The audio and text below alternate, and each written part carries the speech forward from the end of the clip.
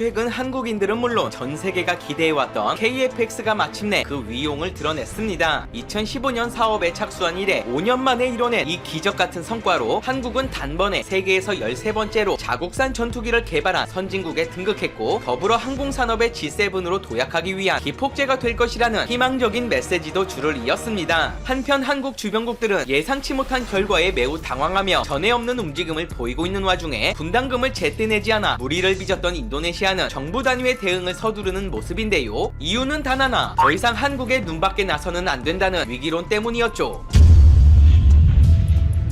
미국 CNN을 비롯 세계 각국의 유명 방송사들은 한국이 4.5세대급으로 평가받는 최초의 한국형 전투기 KF-21 보라매를 선보이며 글로벌 초음속 전투기 제조 엘리트 그룹에 합류했다는 소식을 발빠르게 전하며 한마디로 대단히 충격적이라는 발언을 아끼지 않았습니다. 덧붙여 한국은 자체 개발한 초음속 전투기를 출시해 군사항공 거인의 독점적 클럽에 합류하고 최고의 수출 동력 및 일자리 창출을 희망하는 52억 달러 규모의 프로그램 발판을 마련했다고 극찬했는데, 동시에 전투기 독자 개발은 세계에서 13번째지만 F-15와 같이 항공 전자 및 레이더 능력이 뛰어난 4세대 이상의 첨단 초음속 전투기로만 따지자면 8번째에 해당하는 데다 부품의 65%가 한국산이라는 점을 강조하며 기술력이 전무했던 한국에서 이 같은 성과가 나온 것에 대해 한강의 기적과 동급이라는 평가도 이어졌습니다. 무엇보다 놀라운 점은 말도 안 되는 성능이었는데요. KF-X는 곧 퇴역할 F-4와 F-5 전투기 대체용으로 F-16 이상 성능을 가진 쌍발 엔진 전투기 컨셉으로 제작됐는데, 5세대급 스텔스 전투기인 F-35보다 낮은 4.5세대임에도 불구 실제로는 성능에 이를 능가하는 수준이었고, 레이더의 0.5제곱미터 크기 정도의 비행물체로 잡히는 등 자체적인 스텔스 기능까지도 환상적인 수준을 자랑했습니다. 글로벌 시큐리티에 따르면 미 해군 FA-18과 프랑스 라팔은 레이더의 1제곱미터 크기로 포착되고 F-15는 25제곱미터로 포착되는 점을 들어 심지어 KF-X는 향후 개량할 여지가 더 남아있기 때문에 잠재력 면을 따지고 보자면 아예 대놓고 스텔스 컨셉을 강조한 F-35를 능가하는 F-117급이 될 수도 있다는 견해를 내놓기도 했습니다. 여기까지만 해도 이미 사기급이지만 아직 끝난 게 아니었습니다. KF-X는 급선회 및 기동 등 비행 능력에다 최첨단 장치로 무장했는데, 이는 전 세계 일반적인 전투기를 아득히 뛰어넘는 최강 성능 그 자체로 북한 전투기는 마치 독수리 앞에 장자리처럼 아예 상대조차 되지 않는 데다 중국은 물론 일본의 일반 전투기를 월등히 따돌리는 수준입니다. 한 예로 만약 동북아에서 공중전이 벌어지면 F-35가 먼저 나가 상대방 스텔스기를 상대하는 동안 일반 전투기로 분류된 KF-X가 제압할 수 있다는 얘긴데, 이 상황에서 개량된 스텔스 기능이 장착된 KF-X가 나온다면 동북아 국가 그 누구도 한국의 영공을 감히 넘보기 어려울 것이 자명해 보였습니다. 심지어 KF-21의 가격 경쟁력이 미국의 해외 판매 주력 기종인 F-35 전투기보다 좋을 것으로 예상되자, 이는 곧 대량 생산 체제만 갖춘다면 현재 반도체 영역만큼이나 상당한 수출 잠재력이 있다는 것이 확실시 되기도 했죠. 당연한 소리겠지만 2026년부터 이 전투기가 실전 배치되는 순간 한국 공군의 전투력은 급상승 이상의 결과를 낼 것으로 예측됐는데요. 상황이 이렇자 가장 먼저 우려를 나타낸 건 다름 아닌 중국이었습니다. F-35를 도입한 한국을 포함 중러1 모두 5세대 전투기를 실전 배치한 상태로, 특히 중국은 4세대 전투기인 J-10을 2008년부터 전력화했으며 유사 스텔스 기능을 갖춘 4.5세대 전투기 J-16을 실전 배치하는 데 성공했습니다. 1990년대부터 스텔스 전투기 제작 프로젝트를 시작한 중국은 이후 2010년 들어 최초의 스텔스기인 J-20을 공개했고, 2017년부터 본격적인 전력화에 매진했는데, 이것도 모자라 J-20보다 강력한 FC-31 스텔스 전투기를 2012년 첫 비행에 성공시키는 등 추가로 5세대급 2개 기종을 개발하는 등 천문학적인 비용을 쏟아붓는 상황이었습니다. 하지만 현재 개발 중인 5세대조차 F-35기의 하위 호환 수준이며 KF-X의 발끝에도 못 미치는 것으로 나타나 중국 당국은 적지 않은 충격을 받은 모양새입니다. 최근 공개된 KF-21기의 기체 형상을 보면 적 레이더파를 상당 부분 상쇄할 수 있는 구조여서 스텔스 도료 등 관련 기술을 추가로 적용할 경우 5세대 이하 전투기 가운데 가장 높은 성능을 발휘할 것으로 예상했는데, 거기다 정밀 유도 폭탄을 포함 야간 비행 시 초음속으로 운용한다 해도 한 발 앞선 반사 능력 때문에 작전 상황에도 무리가 없다는 장점들은 이미 10년 전부터 중국 측이 자체 기술로 해결할 수 있는 영역밖의 문제였기 때문이었죠. 한편 KF-X 사업 초창기 막대한 금액을 투자하겠다던 인니는 1,400억에 달하는 분담금을 지급하지 않은 것과 인도네시아 공군의 방산 비리까지 겹치며 전반적인 KF-X 사업을 재검토하겠다는 등 약속을 이행하지 않는 않는 모습을 보여 수많은 한국인들의 분노를 샀습니다. 그들은 특히 KFX 개발에 미국 기술이 잔뜩 들어가는 점을 들어 내부에서 반대의 목소리가 크고 일부 기술이 인도네시아로 이전되기 힘들다는 점을 주요 문제로 지적했는데, 결국 2019년 인도네시아 정부에서 분담금은 낮추고 기술 이전은 늘리겠다는 내용의 재협상안을 한국에 제안할 계획이라고 현지 언론을 통해 보도했습니다. 더불어 2026년까지로 예정되었던 분담금 완납 기한을 2031년까지로 늦추는 것과 인도네시아 국영 기업인 KFX의 인도네시아 버전인 IFX를 수출하는 권리까지 해당 안에 넣겠다는 치졸한 꼼수를 부리기도 했는데요. 해당 기사에 언급된 군사 전문가는 기존 계약 조건도 인도네시아가 낸 분담금과 비교하여 과하게 양보한 것이라 평가했지만, 인도네시아는 현재 총선과 대선을 앞두고 있기에 이런 과도한 제안이 나온 것이라 보는 의견과 함께 국방재정 부담을 이유로 과도한 할인과 무제한적 양보를 강요하는 일종의 날강도 전략이라는 주장에 무게가 실렸습니다. 심지어 2020년 들어선 인도네시아 국방부 측이 오스트리아의 중고 유로파이터 인수를 타진했다는 소식이 들려왔는데, 이는 인도네시아의 기술진들이 KFX 사업에 재합류한다는 소식이 나온 지 며칠 되지 않은 상황이라 KFX의 대체 목적인지는 불명했고, F-16 도입설, 라팔 도입설 등 분담금 미납 사태 이후 정말 다양한 기종을 대상으로 꾸준한 한국 흔들기 전략을 펼치며 어떻게든 협상의 우위를 점하기 위한 민관 합작 움직임도 계속됐습니다. 하지만 정작 KF-21이 그 뛰어난 위용을 드러내자 배짱 부리던 인도네시아 측은 다급히 한국에 꼬리를 내리는 모습을 보이고 있습니다. 이들이 유독 인상 깊다고 평가한 부분은 KFX만의 쌍발 엔진으로, 이는 현재 유로파이터와 F-15기 등 최신 전투기에 적용되고 있는 기술인데, 엔진 하나를 잃더라도 남은 한 개의 엔진으로도 비행할 수 있어 교전 시에 엔진의 반을 잃고도 무사히 적으로부터 도주가 가능하기 때문에 단발 전투기와 비교시 교환율이 월등히 높은 수준입니다. 실제로 전투기 손실 중 대부분은 추락으로 인한 것이고, 이는 대부분 전시가 아닌 평시에 벌어진 일이었는데, 육성하는 데만 수십억이 투입되는 조종사와 이보다 몇십 배 비싼 기체의 전력 보존을 위해서라도 높은 귀환성을 무시할 순 없었고, 더불어 엔진의 출력이 높은 특징 때문에 기존 전투기보다 더 많은 무장량을 갖출 수가 있다는 전략적 강점도 있는데요. 다만 이는 기술적인 부분에서 양날의 칼로 중앙에 위치한 매립식 무장창을 쉽게 확보하기에는 용이하지만, 반대로 기체 자체가 무척 커질 수밖에 없어 스텔스 기능에 불리할 수밖에 없는 치명적인 단점도 공존했는데, 이를 해결한 것이 바로 KFX로 시뮬레이션 기술의 발달로 동력 해석 및 형상의 균형을 맞추는 데 성공한 데다 기체 변형이 적은 부품을 사용한 것이 주요했습니다. 이에 그동안 한국 정부의 방한 요청을 거부하던 인도네시아 프라보어 장관은 다급히 일본을 방문해 2대2 회담을 제안했습니다. 이는 그동안 인도네시아 측이 보였던 외교적 결례를 완화하기 위한 포석이라는 해석이 지배적이었는데, 3국을 통해 한국을 초청함으로써 해결되지 않았던 개발 분담금 재협상을 수월하게 만들고, 그 와중에 최근 일본의 인도네시아 무기 수출을 염두한 방위 장비품 기술 이전 협정을 들먹이며 한국을 압박할 것이라는 양동작전의 가능성도 제기됐습니다. 하지만 워낙 당황해서인지 인도네시아 측은 언론과 정부가 풍짝이 맞지 않는 모습을 보이고 있는데요. 현지 매체들은 KFX 사업 참여를 중단할 수도 있다며 계속적인 협상이 진행되고 있음을 보도한 것에 반해, 정부 측은 최종 조립 과정이 공개된 후 애가 탔는지 분담금만 20%에서 18.8% 수준으로 낮추었을 뿐이고, 미납됐던 분담금 5천억 원도 곧 지불할 것임을 밝혀 망신을 당했습니다. 게다가 그들은 분담금과 인도네시아 측 기술진들이 없으며 개발에 큰 차질이 생겨 한국 측이 아쉬운 부분을 말해야 끼어들 틈이 생기는데, 분담금을 안 줘도 멀쩡히 잘 진행이 되어가는 데다 심지어 부품마저 대부분 한국 기술로 제작됐으니 기술적인 문제를 지적하기에도 애매해지고 말았습니다. 이에 한국 측은 어처구니 없는 요구는 들어줄 이유도 필요도 없으나 인도네시아의 체면을 세워주기 위해 분담금을 조금 감면해주는 쪽으로 합의를 본 것이 아닌가라는 의견이 나오기도 했죠. 분명한 건 인니는 자꾸 안 좋은 머리 굴렸다가는 한국에 팽당할 수 있다는 사실을 항상 염두에 두고 부디 신중한 외교를 꾸려갔으면 좋겠습니다. 오늘 영상은 이것으로 마치겠습니다. 일본 의류기업 레나운이 코로나19 여파로 파산하게 됐다.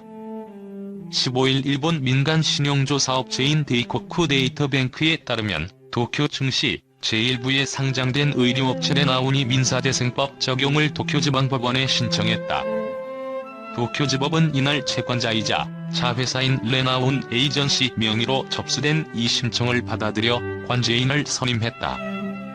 1947년 설립된 구주식회사 레나운이 2004년 다른 의류업체인 주식회사 드반을 흡수해 새롭게 출범한 레나운은 지난 3월부터 일본에서 코로나19가 확산하면서 외출 자제 등의 여파에 따른 매출 급감으로 경영난이 가중된 것으로 알려졌다.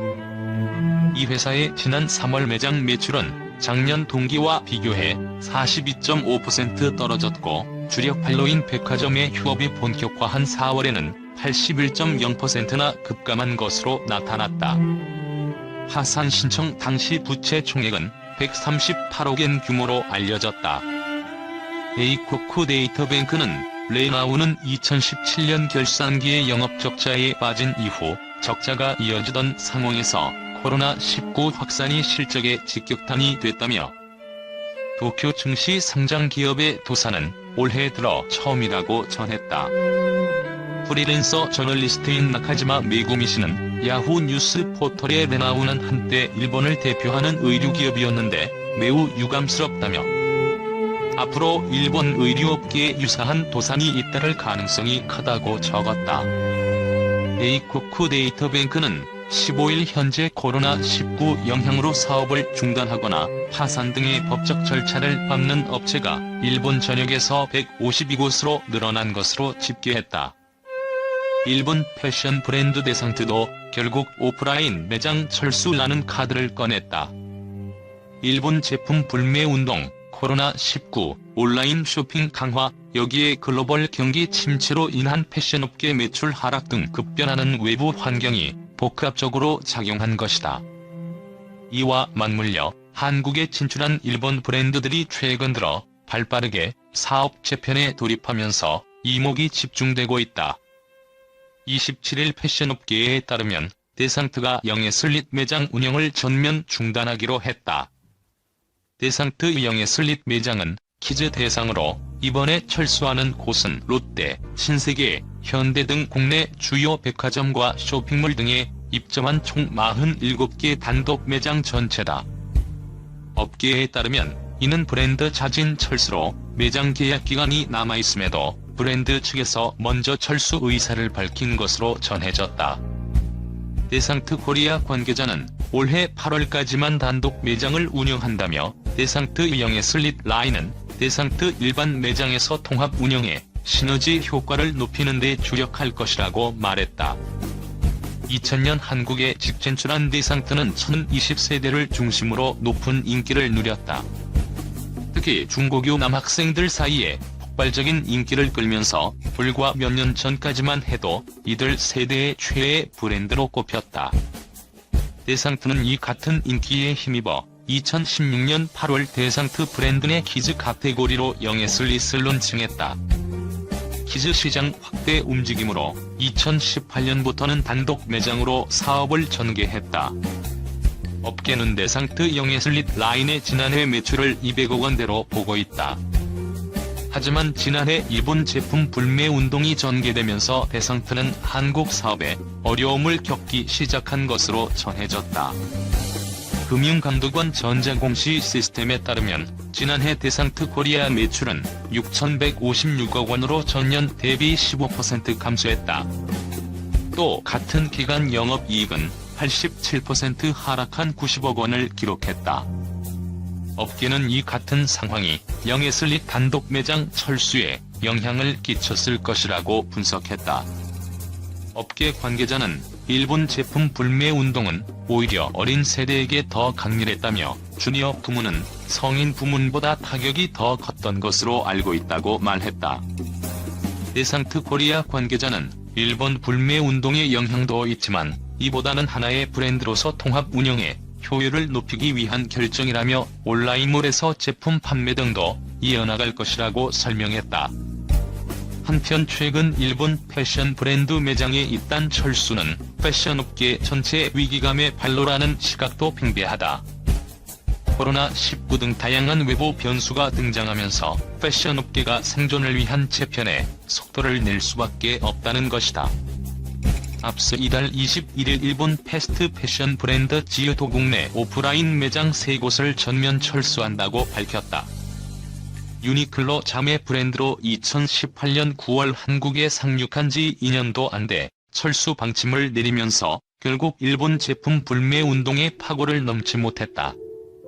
유니클로 역시 올 들어 매장 효율화 작업이 빠르게 진행되고 있다. 유니클로는 지난 2월부터 5월까지 총 13곳에 대한 매장 폐점 작업을 진행했다. 188개까지 매장을 운영했던 유니클로는 이달 29일 기준 총 175곳을 운영하게 된다. 일본 정부가 신종 코로나 바이러스 감염증 대응을 위해 전 국민에게 지급하는 재난지원금이 약 2,000명 이상에게 중복으로 지급된 사실이 밝혀졌다. 28일 NHK에 따르면 일본 오사카부 네야가와시에서 일본의 재난지원금인 특별종이급 부금을 지급하는 과정에서 993세대의 2,196명에게 2번 지급하는 실수가 발생했다. 실수로 지급된 지원금의 액수는 총 약 1,960만 엔에 달한다. 네야가와시는 지원금이 중복으로 지급되는 일이 없도록 지급 완료 대상의 명단을 만들어 관리하고 있다. 하지만 알 수 없는 실수로 명단이 갱신되지 않아 이미 지원금을 받은 사람이 또 받게 되는 일이 발생했다고 설명했다. 이번 실수가 발견되기 전까지 지급 완료 명단의 최종 확인은 직원 한 명이 담당하고 있는 것으로 알려졌다. 네야가와시는 앞으로 더블 체크 체제로 변경해 또다시 이런 일이 발생하지 않도록 방지하겠다고 전했다. 지원금이 2번 지급된 세대에는 당국이 개별적으로 연락해 경위를 설명하고 사과할 예정이다. 초과 지급된 지원금은 납입 용지를 통해 반환받는다. 히로세 케이스케 네야가와시 시장은 시민들의 신뢰를 저버리게 되어 죄송스럽게 생각한다며 이것은 우리의 실수이며 성의를 다해 경위를 설명하고 지원금 반환을 부탁할 것이라고 답했다. 일본 정부는 코로나19 사태에 따른 경제위기 대응을 위해 이달부터 모든 국민에게 1인당 10만 엔을 지급하고 있다.